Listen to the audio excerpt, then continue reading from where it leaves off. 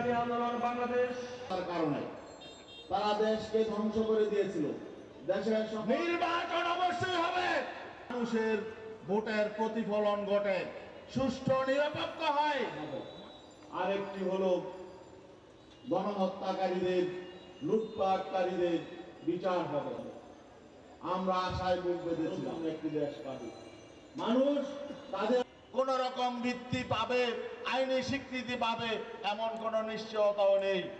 মাঝখানে দিয়ে এদের প্রধান নেতা আবার বলে মৌলবাদীদের উচ্চারণ সংকিত অত দিতে পারবে না। যদি সংস্কার সঠিকভাবে হয়,